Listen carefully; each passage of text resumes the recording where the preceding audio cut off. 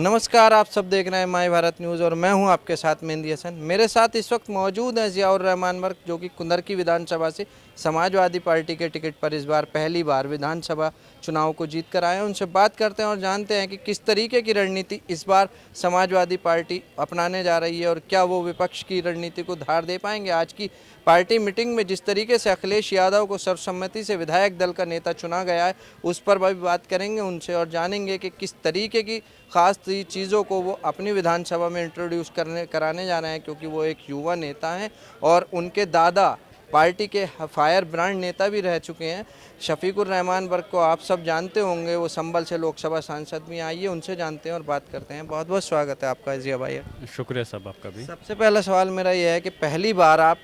विधानसभा चुनाव को जीतकर आए हैं। हालांकि आपके दादा 5 बार लोकसभा सांसद रह चुके हैं, तो इस बार के चुनाव में आपने क्या अलग देखा? इस बार का मेरा जो विधानसभा का चुनाव था, जिस सीट से मैं चुनाव लड़ा हूँ कुंदरकी विधानसभा से, पहली बार मैं चुनाव लड़ा था। माननीय अखिलेश यादव जी ने मुझे टिकट दिया था, क्योंकि मैं तैयारी संभल विधानसभा से कर रहा था, लेकिन आखिरी समय में टिकट दिया। लेकिन अल्लाह के करम से मैं इस बात को कह सकता हूँ, मेरी जो सीट है वो लगभग 44,000 वोटों से जीती, क्योंकि माननीय अखिलेश यादव जी की के सिंबल साइकिल पर और मेरे दादा मोहतरम कायद, जिनका कि एक कौम के अंदर और पूरे हिंदुस्तान के अंदर एक ईमानदारी से नेता के रूप में नाम से जाना जाता है, उनकी बदौलत और लोगों ने मुझे जितना नवाजा, मैं उनका पूरी तरह से एहसानमंद हूँ। इस चुनाव के अंदर जो देखने को मिला, लोगों के अंदर एक रुझान था सत्ता बदलने के लिए, लेकिन भारतीय जनता पार्टी ने जिस तरह से गुमराह कर करके, और कई सीटें ऐसी हैं हमारी नज़र में जिन पर ज़बरदस्ती हरवाने का काम किया है, उस तरह से सरकार बनाई।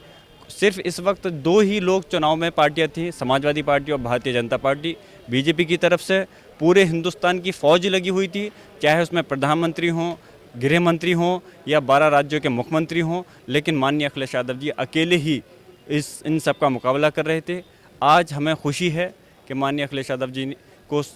समाजवादी पार्टी विधायक दल का नेता चुना गया है, और पिछली बार 47 विधायक थे, इस बार 111 विधायक हैं और पूरे गठबंधन के 125 विधायक हैं। इसलिए हम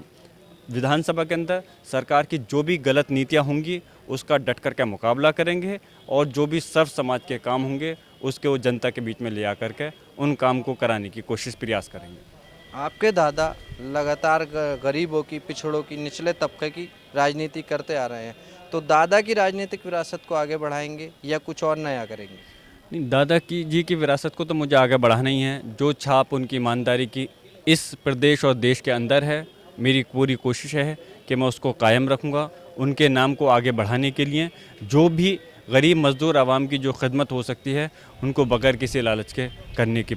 करूँगा इंशाल्लाह। मुस्लिम नेताओं में जिस तरीके से आज़म खान का या शफीकुर रहमान बर्क का नाम आता था, आज़म खान अब जेल में है और शफीकुर रहमान बर्क साहब की भी उम्र हो चुकी है 95 से ऊपर, तो आपको क्या लगता है कि अब आने वाला वक्त आपका और अब्दुल्ला आज़म जैसे लोगों का है?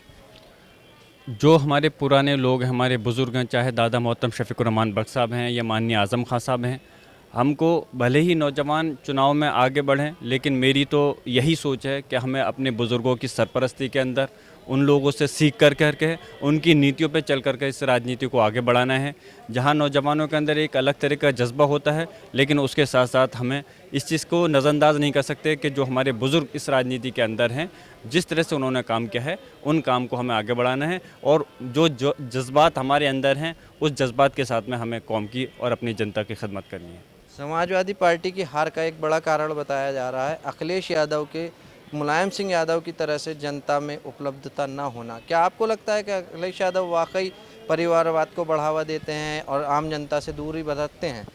ये सरासर गलत है कि जो चीज़ इस बात को कह रहे हैं वो सिर्फ विपक्षी इस बात को उठा सकते हैं, लेकिन जहाँ तक अगर जनता की बात करें तो जनता इस बात को कतई नहीं कहेगी, क्योंकि माननीय अखिलेश यादव जी ने 2012 का भी जब चुनाव जीता था, तो माननीय अखिलेश यादव जी पूरी तरह से मैदान में माननीय नेताजी के आदेश पर मैदान में रहे थे, और पूरे उत्तर प्रदेश के अंदर जो मेहनत उन्होंने की थी उसी बिना पर सरकार बनी हुई थी, और इसी वजह से हमारे माननीय नेता मुलायम सिंह यादव जी ने अखिलेश यादव जी की मेहनत को देखते हुए जिस वजह से सरकार बनी थी उनको उस वक्त मुख्यमंत्री बनाया था। और माननीय अखिलेश यादव जी ने उन 5 साल तो काम किया ही, लेकिन इस 2017 में भी क्योंकि सांसद माननीय अखिलेश यादव जी बन गए थे, तो कुछ समय के लिए क्यों वहाँ से भी आना जाना लगा रहा। इस चीज़ को एहसास करते हुए, महसूस करते हुए, मेहनत में कोई अखिलेश यादव जी की कमी नहीं थी, लेकिन 2022 का अब जो चुनाव आया है इसी वजह से उन्होंने इस्तीफ़ा, जहाँ तक मैं समझता हूँ, दिया है कि वो उत्तर प्रदेश के अंदर रह करके जनता के साथ मिल करके उनको भरपूर टाइम दे करके समाजवादी पार्टी की नीतियों को आगे बढ़ाने का काम करेंगे।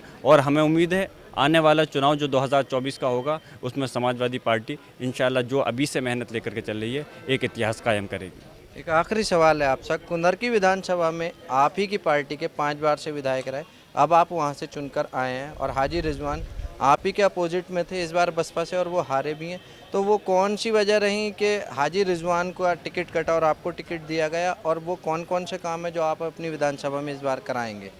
देखिए, माननीय अखिलेश यादव जी के समाजवादी पार्टी के टिकट पर वो पहले विधायक रहे हैं और इस बार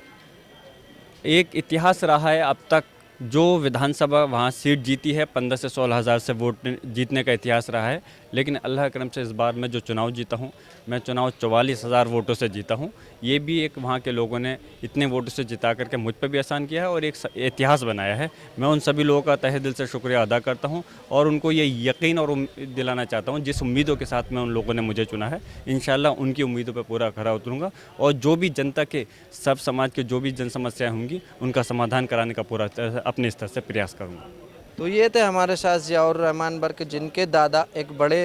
पहले से फायर ब्रांड नेता रहे हैं समाजवादी पार्टी के। उनका कहना था कि समाजवादी पार्टी इस बार युवाओं और बुज़ुर्गों को लेकर आगे बढ़ेगी, उन्हीं की सरपरस्ती में आगे बढ़ेगी और वो सारे काम करेगी जो जनता के हित में होंगे। जनता की आवाज़ को वो भी सदन में पुरजोर तरीके से उठाएंगे। अब ये देखने वाली बात होगी कि क्या वाकई समाजवादी पार्टी जिन नीतियों को लेकर समाजवादी पार्टी का गठन हुआ था, क्या उन्हीं नीतियों पर समाजवादी आगे काम करेगी। कैमरा पर्सन संतोष कुमार के साथ मैं मेहंदी हसन, माय भारत न्यूज़, लखनऊ।